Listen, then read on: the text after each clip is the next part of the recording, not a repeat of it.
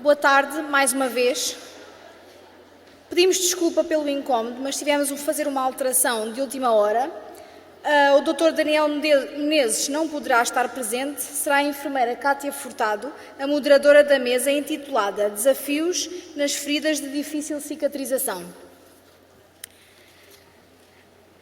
A enfermeira Cátia Furtado, atualmente é enfermeira na consulta externa na Unidade Local de Saúde do Norte Alentejano, Hospital Dr. José Maria Grande, em Porto Alegre. Presidente da ELGOS Sociedade de Feridas, coordenadora regional da área das feridas crónicas ARS Alentejo, especialista em saúde comunitária.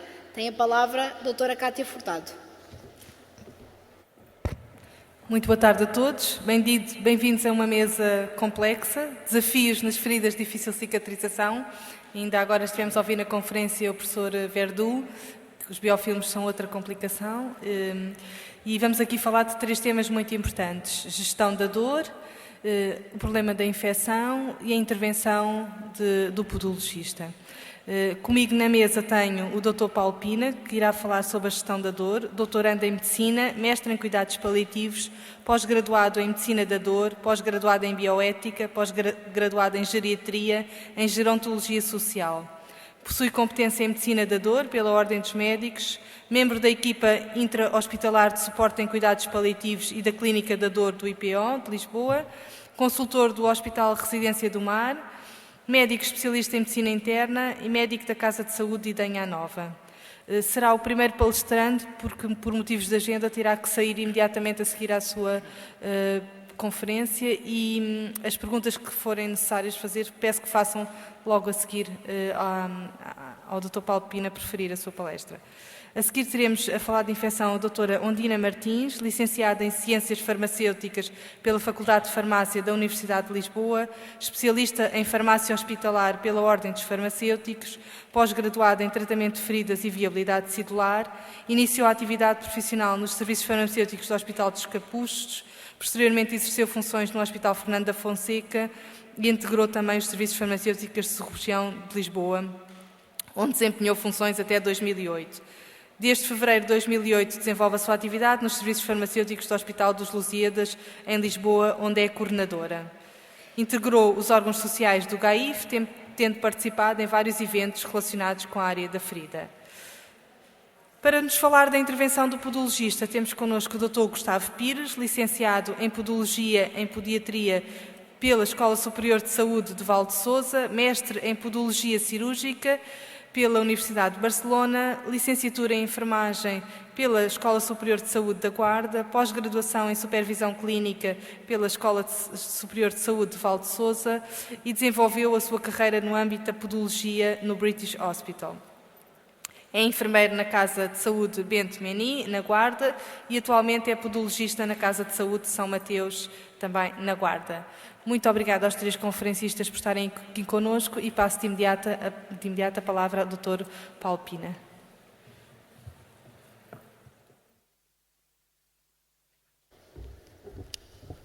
Boa tarde a todos, obrigado pelo convite. Apenas 2 correções. Eu já não trabalho no IPO de Lisboa, a vida evolui, e também não trabalho em Idanha Nova, trabalho na Casa de Saúde da Idanha, em Sintra.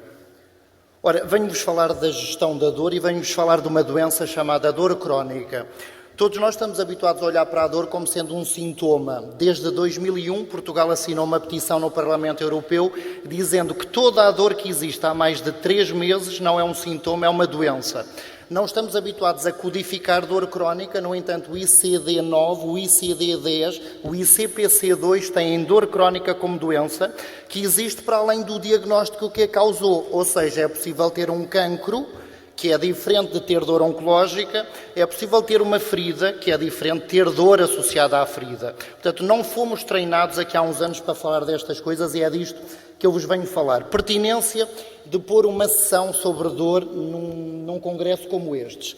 Em primeiro lugar, porque nós temos que explicar aos nossos utentes, e numa tradição judaico-cristã, que a dor não faz parte da vida.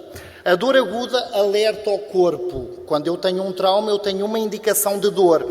Concentrem-se num doente que tem uma ferida, tem uma úlcera que não cicatriza há mais de 3 meses. Ele não tem um sintoma associado à sua ferida, tem uma doença chamada dor crónica.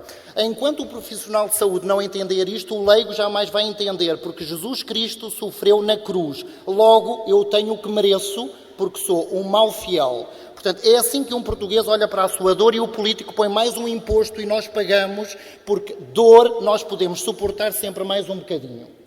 Ora, no entanto, em 2013, a Direção-Geral de Saúde diz que a dor, como faz aumentar a tensão arterial, a frequência cardíaca, faz aumentar o metabolismo e até produzir febre, a dor foi equiparada a um sinal vital. Há doentes que entram e saem do hospital que não têm tensão alterada nem frequência cardíaca alterada, mas esta consta do processo clínico. Dor eu só avalio naqueles que estão competentes para me dizer, nos outros esqueço-me. Também há aqueles doentes que eu não acredito que eles tenham dor, eles são manhosos. Eles querem me enganar, não têm assim tanta dor. Não pode ser, isto só vai doer um bocadinho, vai ver que vai ser rápido. É tão rápido o sofrimento dos outros, desde que a mim não me doa nada. Quando é que a dor é do profissional de saúde? Quando toca aos nossos filhos, os nossos cônjuges. Senão, não pode doer assim tanto. Faz-se tudo. Eu já vi coisas feitas a sangue frio que eu acho que são de uma ousadia que, do ponto de vista bioético, não tem qualquer significado no século XXI. Os estudos dizem que a chamada dor episódica, a chamada dor associada a um procedimento clínico, é das dores mais prevalentes em Portugal. Antes de fazer um procedimento clínico que possa ser doloroso, faz-se medicação antes. A dor não deve ser tratada, deve ser evitada. É como tratarem uma hipertensão arterial, já vão demasiado tarde, porque o ideal é que o doente não tenha alterações da tensão arterial. A dor não se trata, evita-se. E temos que entender que antes de haver dor, que é uma percepção cerebral, há nocicepção. Nocicepção é o fenómeno nocicetivo in loco, antes de eu ter noção dele. Devo começar a tratá-lo agressivamente. E não sei se isto vos diz alguma coisa. Quando estou a dar formação nas USFs e nos hospitais, uma coisa que eu pergunto logo é qual é o protocolo que vocês usam na sala de pensos? Qual é o protocolo que usam na consulta de pé diabético? E eu estou a falar de protocolo analgésico. E às vezes dizem-me, não temos nenhum. Não temos, depende se o doente tiver dor. Não deve depender. É uma obrigação eu ponderar que o outro possa ter dor. O protocolo tem que existir e oxalá nunca seja aplicado. Mas não haver protocolo é um vazio cultural que não faz parte da medicina baseada na evidência e temos que sair do modelo da medicina baseada em mim. Deixem de dizer na minha experiência, na experiência da ciência, porque nós somos um construto da ciência. Ora, o que dizem os doentes sobre isto tudo? Dizem que continuam com dor, associada a uma data de procedimentos. E quando lhe perguntamos porquê, alguns dizem que continuo com dor porque o meu médico tem uma abordagem superficial, o meu médico não se preocupa comigo, aquilo que me dá não me alivia as dores, vocês querem que paracetamol alivie uma dor moderada? Jamais em nenhum país do mundo. Mas há protocolos analgésicos que têm o paracetamol como primeira linha. Porquê é que nós usamos uma escada analgésica e não um elevador analgésico? Se eu for o doente, exijo um elevador analgésico. Também não dizem a um doente com uma pneumonia nosocomial que temos que começar com o tratamento simples da pneumonia da comunidade. Por que razão o doentinho tem dor intensa e eu digo que vou começar com paracetamol? Em que guideline nos baseamos para dizer isto a um doente? Baseamos-nos num vazio cultural que nós interpretamos como sendo escada analgésica. A escada analgésica não é escadas dos seres humanos que têm que subir. A escada analgésica é uma escada de fármacos. Há fármacos ridículos, não potentes, considerados não opioides, que fazem parte de um primeiro patamar. Há fármacos intermédios considerados analgésicos intermédios, opioides fracos, se quiserem, e há opioides fortes para as dores intensas. Por que razão um doente vai ao médico e diz tenho dor intensa e eu lhe digo para começar, vamos começar com paracetamol. Vocês também dizem numa DPOC Gold D que vão começar com o protocolo da Gold A, também dizem numa hipertensão refratária que vamos tentar primeiro o protocolo que os outros usam, que é para uma dor para uma hipertensão não refratária, porque é que há triunfalismo na medicina e há diagnósticos de primeira e há todos os outros. Ora, se a dor for inadequadamente tratada, ela vai contribuir para a não cicatrização, porque nós sabemos que a dor impede a cicatrização de um tecido. Se eu não tratar a dor, vou ter fenómenos de sensibilização e o doente vai passar a confundir dor com pressão, toque, movimento. Se eu não tirar a dor, eu vou confundir um corpo. E os efeitos deletérios desta confusão podem aparecer 1 ou 2 anos depois. Ora, antes de começar a falar do que é gerir a dor, eu tenho que perceber o que é a dor. Falando do maior órgão do corpo, a pele está cheia de terminações nervosas que têm noção se estão a ser comprimidas, abertas, esticadas, o que seja. Estas terminações nervosas detectam agentes físicos, químicos, que possam de alguma forma ser alguma ameaça à integridade. Ora, mas porquê que, passado 3 meses da presença de uma não cicatrização, porquê que eu posso ter uma patologia chamada dor? Deve-se a 2 fenómenos, sensibilização periférica e sensibilização central. Por isso os doentes com dor são mariquinhas, são hipersensíveis. Quando lhes tocamos têm dor insuportável. Às vezes nem os conseguimos posicionar durante a higiene porque eles já se estão a queixar. Eles têm hipersensibilização central. O que é isto? Imaginem terem uma determinada ferida, terem uma solução de continuidade e naquela zona estão sempre a desgranular mastócitos, neutrófilos, têm um pH baixo, sempre naquela zona, têm o bradicinina, têm interleucinas e todos estes neurotransmissores, claro, entram num primeiro neurónio, estou a falar de comunicação através de células nervosas e destinam-se ao corno posterior da espinhal medula. Sempre que há uma ferida, há receptores opioides que se abrem na zona dessa ferida, que estão aptos para receber endorfinas, dinorfinas, encefalinas. Por alguma razão, nos protocolos internacionais, o tratamento de uma ferida passa por incluir no leito da ferida opioides. Ora, opioides e Portugal são coisas não associativas. Como sabem, somos o país da Europa que menos prescreve opioides, porque ainda há profissionais de saúde que acham que causam depressão respiratória e toxicodependência. Ainda estamos no modelo dos anos 60 e 70, portanto, do qual temos que sair rapidamente. Ora, se eu tiver a ferida lá presente, eu tenho terminações nervosas que estão constantemente a queixar-se. Elas exigem que o centro coordenador central, que é o cérebro, se me permitirem, centros supraespinhais, aquela célula exige que alguma coisa aconteça. Ela sente-se a sofrer há mais de 3 meses. Como não tem qualquer tipo de resposta, porque às vezes eu não consigo dar uma resposta imediata, o que é que ela vai fazer? É a política da manipulação que nós fazemos com os nossos amigos. Elas vão diminuir o limiar de sensibilização das feridas que estão na contiguidade, que passam a comportar-se como se tivessem sido agredidas, mas não lhes passou nada. Há uma inflamação neurogénica e aquilo que se pretende é que a união faz a força. Por isso, alguns doentes não têm dor no leito da própria ferida, mas podem ter dor de 2 centímetros, 3 centímetros ao lado. Tem a ver com este recrutamento de fibras que vai acontecendo. Obviamente que todas estas fibras na periferia a sofrer destinam-se aos centros supraespinhais, espinhal medula e tálamo, amígdala, etc. É que o rato que está a cair. Ora, este é o estado de um corpo com dor, está em estado de guerra. Às vezes pode não ter percepção de dor, mas isto não quer dizer que a experiência nociceptiva não esteja já no seu interior. Portanto, reparem, dor é stress. Nós dizemos aos nossos doentes, cuidado com a alimentação, durma bem, exercício físico. Porquê que não lhe dizemos, não tenha dor nenhuma? Ponto final. Porquê que não os ensinamos a não ter dor nenhuma? Porque vivemos numa tradição judaico-cristã que a dor é banalizada e faz parte, obviamente. Não faz parte. Faz parte cada vez que eu tenho uma lesão. Pela primeira vez na vida é normal sentir dor. Depois de 1 mês, 2 meses, 3 meses, 4 meses, 5 meses, não é normal ter dor absolutamente nenhuma. O corpo com dor exige resposta dos centros supraespinhais. Se ela não vier, é uma resposta de stress que estamos habituados a ver. Aumento da ACTH. Aumento de quê? De todos os estimulantes das catecolaminas. Resistência à insulina periférica, aumento do cortisol, é o que vai acontecer. Por isso, o indivíduo que não tem uma ferida cicatrizada e que tem dor vai ter descompensação metabólica no âmbito de uma diabetes. Isto é conhecido e está publicado em todo o lado. Em Portugal ainda não acordámos para esta realidade. Eu sei que as pessoas que estão aqui são altamente diferenciadas e fazem-no, mas da minha experiência com outras pessoas que estão mesmo numa consulta às vezes de pé diabético, não têm um protocolo analgésico instituído e quando precisam de ajuda vão pedir à consulta de dor. Ora, o protocolo está dentro do local onde o doente vai e não no local ao lado, obviamente. Ora, sempre que o meu cérebro é agredido e sente dor, eu tenho uma via moduladora e inibitória. Todos nós temos mecanismos para não ter dor nenhuma. A nível no núcleo RAF, na substância cinzenta periaqueduto, alguém vê o ponteiro? Se calhar vê na substância cinzenta periaqueduto e no núcleo RAF eu tenho um centro coordenador da dor. Portanto, eu posso, naturalmente, se este centro efetivar a sua ação, ele vai manipular o corno posterior da espinhal medula e eu deixo de ter dor.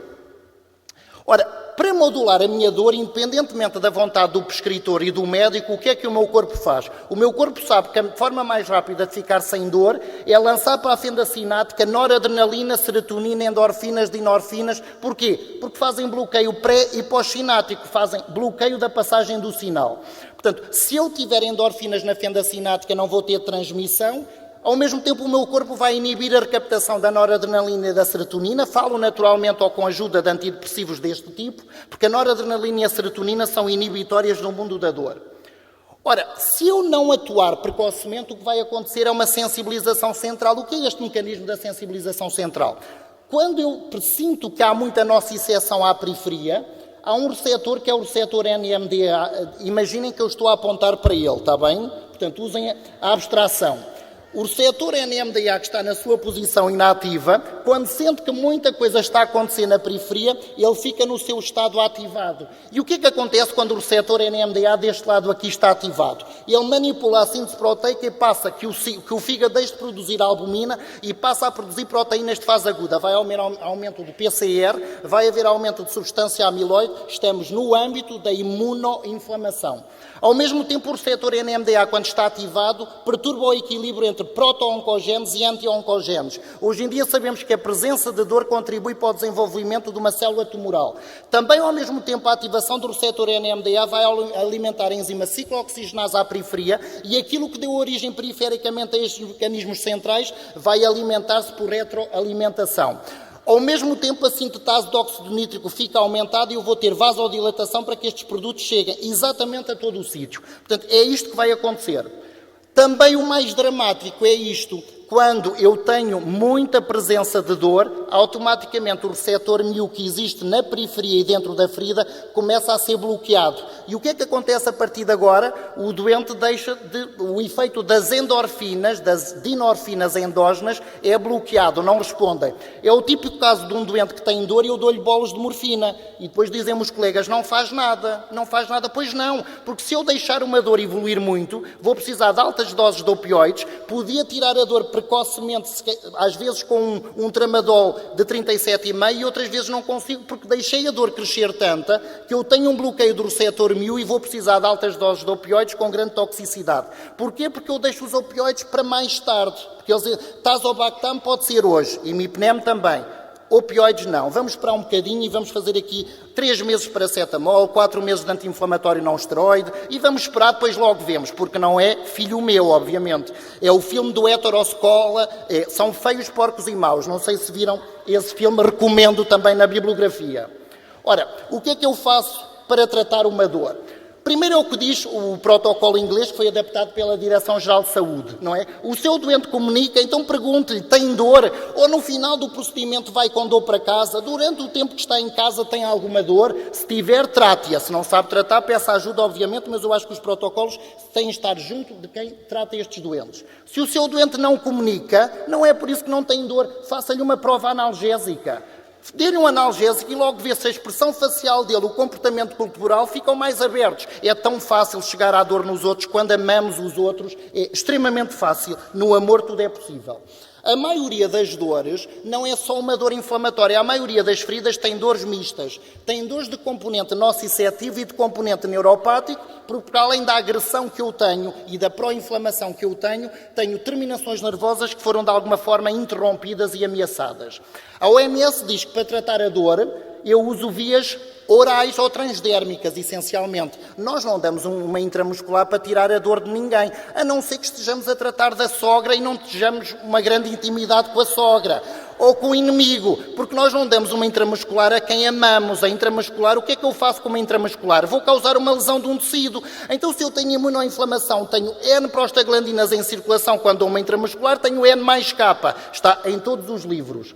Ora, os medicamentos para a dor têm hora. Então, se o doente vem fazer o seu procedimento às 9 da manhã, está a fazer medicação antes de sair de casa para não ter dor durante o seu procedimento.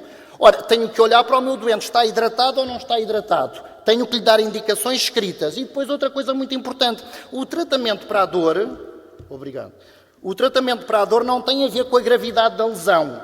Não é porque eu tenho uma lesão exuberante que eu vou ter mais ou menos dor. Ora, o que é que dizem os protocolos? Dizem que eu não trato pela gravidade. Não é por uma ferida estar exuberante num doente que está um caco e que tem cancro que eu vou tratar. Eu trato pela intensidade daquilo que o doente me diz. Se o doente me diz que aquela dor é intensa, é intensa. Se me diz que não dói nada, não dói nada, ainda que tenha tudo destruído. Ora, por que tempo é analgesia? Eu agora estou bloqueado com 2 ponteiros. Isto é a minha stand-up comedy, não levem a mal. Portanto, um é para apontar, outro é para passar. Tempo é analgesia. Obviamente, se eu tenho um doente com dor, quero-lhe atirar hoje. Não é? Vamos ver como é que isto corre. É hoje que eu lhe tiro a dor. Porque eu tenho fármacos em Portugal que tiram a dor hoje. Posso não curar a doença hoje. Posso demorar 6 meses a curar a doença, mas a dor tira-se hoje. Porque eu sou um ser bioeticamente robusto. Obviamente, eu não adio o sofrimento do outro. Aniquilo. Às vezes usando escadas, mas sabem o que acontece em Portugal? É a promessa do Bom Jesus de Braga. Eu vou-lhe tirar a dor, mas vamos começar pelo primeiro degrau. Passaram 6 meses, se calhar vamos para o segundo. E o doentinho está ali com uma dor excruciante, ainda não viu o Bom Jesus. Até começa a duvidar que ele exista, não é? Mas não, ainda não está nessa fase.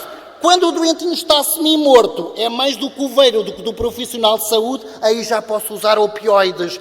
O único ser que não precisa de opioides é um ser morto, está bem? Usem opioides num vivo.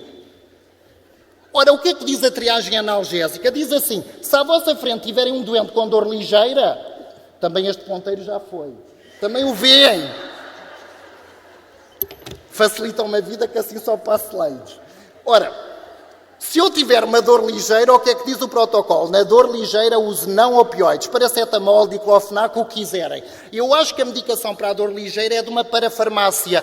Um doente não vai ao médico dizer tenho dor ligeira, diz tenho dor moderada. O incrível é que vai ao médico dizer tenho dor moderada e sai de lá com fármacos para a dor ligeira. É uma violação das guidelines diariamente. Porque se o doente tem uma dor moderada, tem que sair da consulta médica obrigatoriamente com um opioide. Fraco, pode ser tramadol se quiserem. Se tiver uma dor intensa, tem que sair daquela consulta com opioide forte, porque os opioides não são drogas, são fármacos. Quem os pode prescrever? Médicos, não é? De acordo com a legislação. Era uma barreira à receita amarela, diz o legislador, anule-se. Hoje em dia saem numa receita branca. Mesmo assim, somos o país da Europa que é um caso clínico, um caso de estudo, porque somos dos países da Europa que menos prescreve opioides. Ora, os doentes quando chegam para fazer um determinado penso têm a chamada dor episódica, não têm dor aguda. Lembrem-se que dor aguda tem a ver com o tempo, é a primeira vez que ela apareceu na vida. Apareceu uma ferida, tive dor aguda. Passou 2 semanas, não tenho dor aguda, tenho dor episódica. Há fármacos para a dor episódica. Ora, alguns dizem isto não dói muito. A visão não é dolorosa, como sabem, não é? Também não dói muito. Também não dói muito.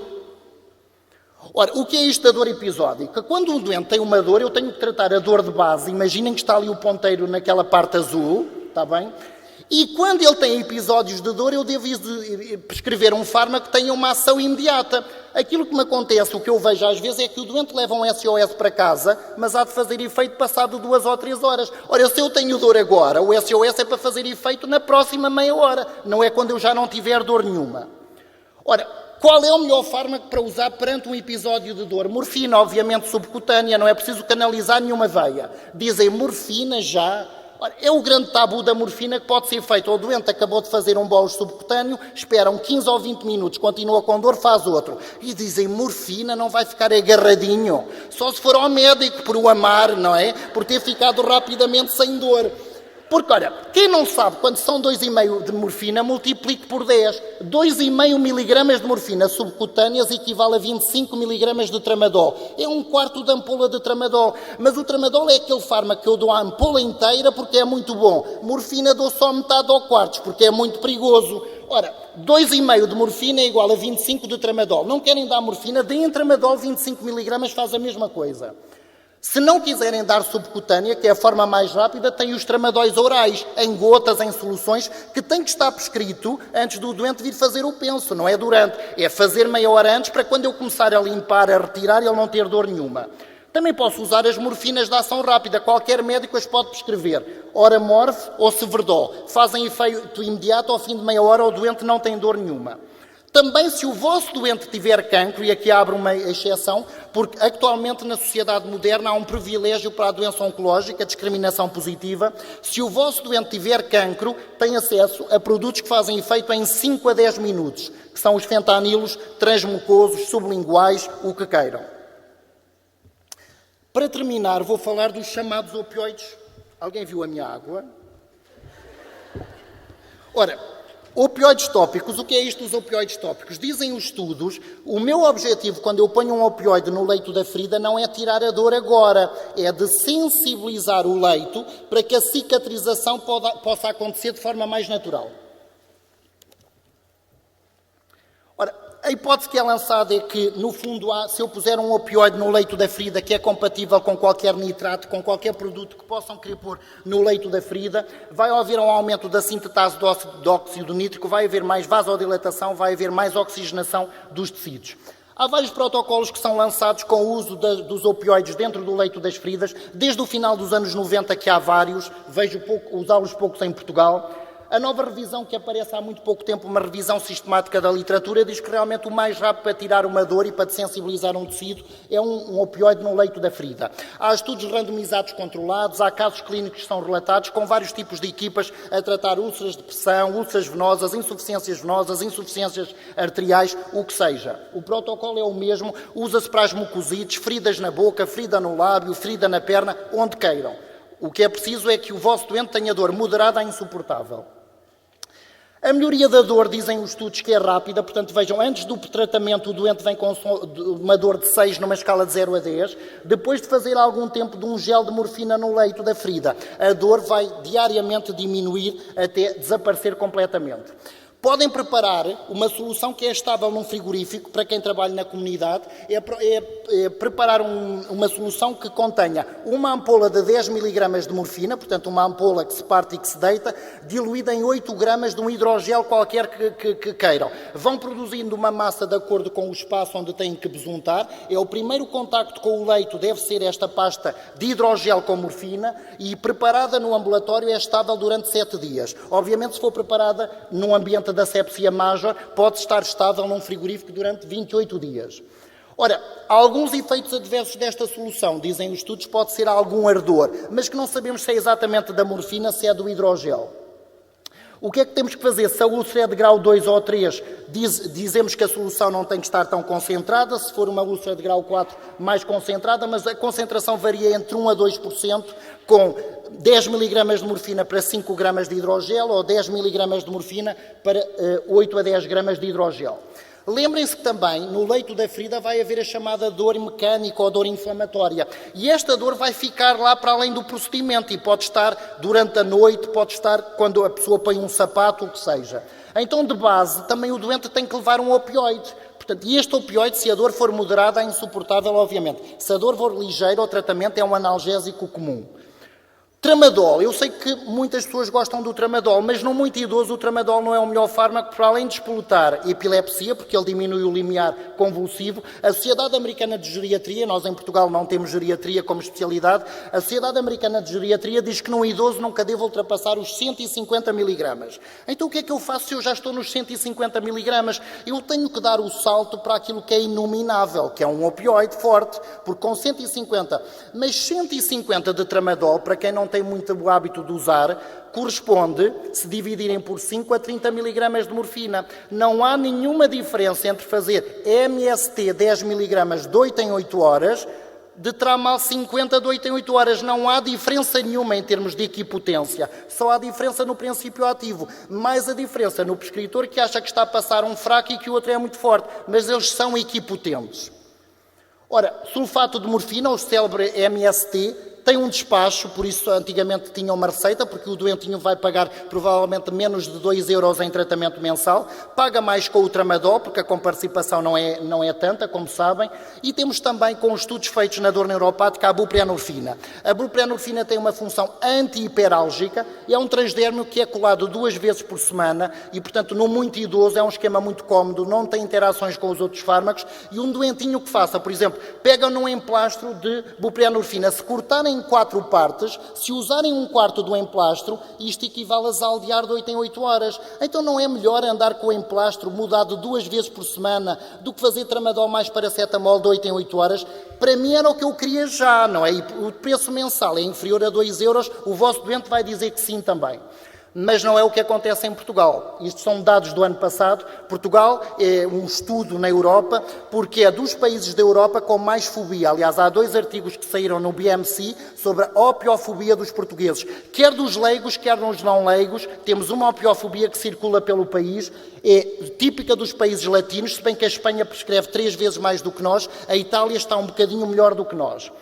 Outro fármaco para terminar, que é o mais recente que aparece no mercado português, é o tapentadol. O tapentadol tem estudos na dor inflamatória e na dor neuropática, tem uma ação sinérgica porque combate as 2 dores ao mesmo tempo. O próprio nome é parecido a tramadol, é um semelhante ao tramadol, com menos efeitos adversos, porque o tramadol é um inibidor da serotonina, mais da noradrenalina, ao invés do tapentadol, que é apenas um inibidor da noradrenalina, e tem também uma ação de opioide, porque ele é um derivado opioide, mas a afinidade ao receptor mu é 50 vezes mais fraca que a morfina. Ora, temos várias doses, devemos começar pela dose mais baixa. Para quem não tem experiência com o tapentadol, o tratamento mensal custa 1,5 € na dose mais baixa e ele é metade da dose do tramadol. Então, se tem um doente que está a fazer tramadol 100 de 12 em 12, está cheio de efeitos adversos, podem rodar imediatamente para tapentadol 50 de 12 em 12, porque é metade da dose. Os opioides podem ser usados nos idosos. O Consenso Internacional para tratar a dor no idoso diz que um idoso vulnerável com 100 anos pode fazer um opioide, claro, porque ele tem endorfinas. O que acontece é que em Portugal as endorfinas só podem ser mexidas durante o exercício físico. E isso recomendamos que o doente faça. Recomendamos sexo durante a noite toda e a manhã. Porque opioides através do sexo pode ser prescritos pelo médico. Não, são muito perigosos, não é? Vejam lá se não tem um doente toxicodependente de sexo e outro a entrar em depressão respiratória por tanto o sexo fazer. Eu tenho que usar a stand-up comedy, porque não vejo outra forma. Também gostava de viver num país em que as pessoas me dissessem eu não gosto de opioides porque eles causam obstipação. Não, anda tudo preso à depressão respiratória, à toxicodependência. Nunca vi um caso, e uso altas doses de opioides, 5.000, 6.000, o que queiram. Dor neuropática, numa ferida onde eu tenho a terminação nervosa que foi mexida e que foi interrompida, tenho dor neuropática. A dor neuropática, às vezes, é a maior dor que um doente tem, porque desde que eu tenho um leito que não fecha, começa por uma dor inflamatória, nociceptiva, e vai evoluindo para uma dor neuropática. Vejam, num pé diabético o que passa a doer é o componente neuropático mais que inflamatório. Numa lombalgia, inicialmente pode não doer muito, mas quando evolui para a lombociatalgia dói. Portanto, o componente neuropático de uma ferida é o mais doloroso. Por isso, podemos, à volta da ferida, obviamente não no próprio leito, podemos colar lidocaína a 5%. São emplastros que até podemos recortar, muito estudados na nevralgia pós-herpética, mas agora off-label também usados na neuropatia dolorosa diabética. É uma lidocaína que está dentro de um hidrogel e que refresca a pele e pode ajudar a desensibilizar toda aquela zona mais sensível à volta da ferida. Pode ser aplicada em várias zonas do corpo e, portanto, podem recortar e pôr à volta da superfície que queiram. Para terminar, o alívio da dor deve ser um direito de um ser humano e nós temos o dever, enquanto seres bioeticamente robustos, de pugnar para que aquele doente fique sem dor hoje. Ora, ajuda-me se eu tiver ciência para isto, e por isso estamos aqui, se trabalhar em equipa, se pensar que a dor não faz parte da existência e se tiver uma boa comunicação e um apoio do cuidador. Os enfermeiros têm também nos hospitais, segundo o guia orientador de boas normas da Ordem dos Enfermeiros, têm o dever ético de pugnar que um médico faça um tratamento correto e não se pôr num papel secundário defensivo a dizer o médico não quis prescrever, tem o direito de o fazer e de pugnar para que o doente tenha acesso a este direito também. Nós publicámos um manual de dor crónica, consultem-no que tem estes dados. Estejam também atentos ao manual de cuidados paliativos, que tem um capítulo só sobre como tratar a dor nas feridas. E se me quiserem contatar, muito obrigado por me terem ouvido.